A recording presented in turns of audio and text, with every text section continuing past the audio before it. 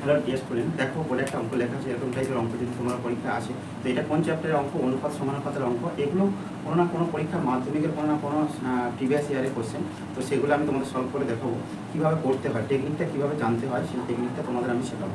তো আমি যে অঙ্কটা আজ তোমাদের পড়াবো, সেই অঙ্কটা দেখো বোর্ডে লেখা আছে। কী বলছে? যদি x by l m minus N square equal to y by m n minus L square equal to z by n L minus M square হলে প্রমাণ করো l x plus m y plus n z equal to zero. তো এরকমই টাইপের যদি অঙ্ক তোমাদের পরীক্ষায় আসে, তাহলে তোমরা কীভাবে করবে? এরকম টাইপের অঙ্ক যদি যারা মাধ্যমিক দেবে, ক্লাস 10, এটা ভেরি ভেরি ইম্পর্টেন্ট অঙ্ক। আমি প্রত্যেকটা অঙ্ক যেগুলো খুব পরীক্ষায় আসে সেগুলো ক্লাস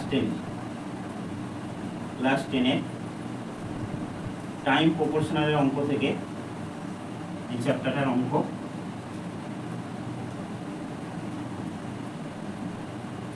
ঠিক আছে, ক্লাস 10। তো আমি কিভাবে করব দেখো। এই অঙ্কটা করতে গেলে আমি তোমাদের সবসময় বলি, এটার দুটো পদ্ধতি আছে। একটা হলো টাইপ সবসময়ের জন্য দুটো পদ্ধতি আছে, একটা ডাইরেক্ট পদ্ধতি, একটা কনস্ট্যান্ট পদ্ধতি। এখানে আমি তোমাদের এই কনস্ট্যান্ট পদ্ধতি দিয়ে করিয়ে দেবো অঙ্কটা।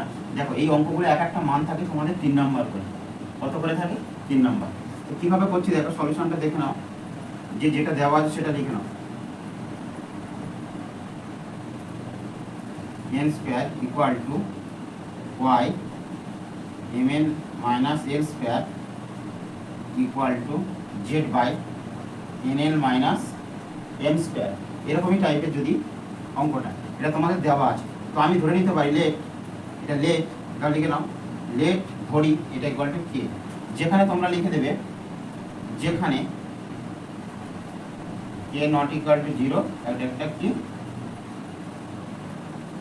ধ্রুবক। ঠিক আছে, তো এবার আমি কি লিখতে পারি?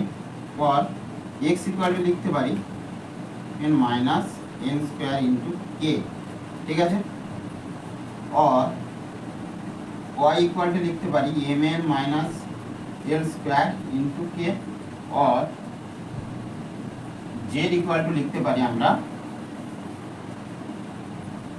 N l minus m square k. এবার দেখো আমার যেটা প্রমাণ করতে বলেছে এল এক্স, তাই তো? যেটা প্রমাণ করতে বলেছে লেফট হ্যান্ড সাইড দাও, দিয়ে তোমরা লেখো যে l x plus m y plus n z equal to, আমি এখানে মানগুলো পুট করবো। এক্স এর মান আমার জানা, এক্স এর মান আমার এটা, সেই মানটা আমি পুট করব। ঠিক আছে, তো আমার যদি এই লাইনটা একেবারে ভিতরে গুণ করে দেওয়া যায় আর এলটা এর সাথে থাকবে, তাহলে আমার লিখতে হবে l m minus N square into k l, এই যে এলটা প্লাস, এবারে দেখো এম এর মান, এই ওয়াই এর মানটা আমার জানা না। ওয়াই এর মান কি আছে সেটা লিখো, যে এম এন মাইনাস এল স্কোয়ার ইন্টু এই যে কেটা ছিল কে, আর এখানে যেটা এমটা ছিল এম, প্লাস এবারে কি আছে জেড এর মান। এই জেড এর মান কোনটা? এটা লিখে দাও এন এল মাইনাস এম স্কোয়ার, এই যে কেটা ছিল কে, আর এখানে যে এমটা আছে এন। এবারে কি করব, জাস্ট ভিতরে গুণ করে দাও এল স্কোয়ার এম কে, আর প্রত্যেকটা থেকে দেখো কে কমন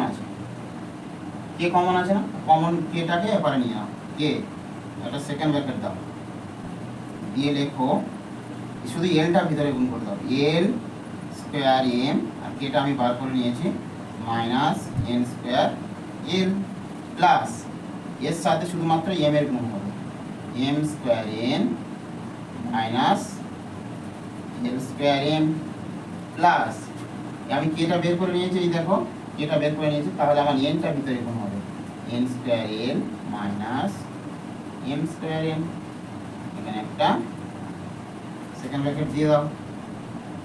দেখো এখানে এবার দেখো কোনটার সাথে কোনটা, L square M plus L square M minus এল স্কোয়ার এম কেটে যায়, minus N square L plus N square L, এটা কেটে যায়, আর এম স্কোয়ার এন আর M square minus N square N কেটে গেল, তাহলে কে ইন্টু জিরো সমান সমান কত 0। আমার কি প্রমাণ করতে বলেছিল 0 না, তাহলে এটা আমার রাইট হ্যান্ড সাইড। তা তোমরা লিখে দাও left hand side equal to right hand side prove. ঠিক আছে, এটাই তোমাদের অঙ্ক। কি করলাম আমি জাস্ট এটা ইকুয়াল টু কে ধরলাম, কে ধরে এক্স ওয়াই জেড এর মানটা বের করে নিলাম, নেওয়ার পর জাস্ট এখানে এক্স ওয়াই জেড এর মানটা পুট করে দিয়ে অঙ্কটা দিয়ে গেলাম। ঠিক আছে, চলো নেক্সট টাটা।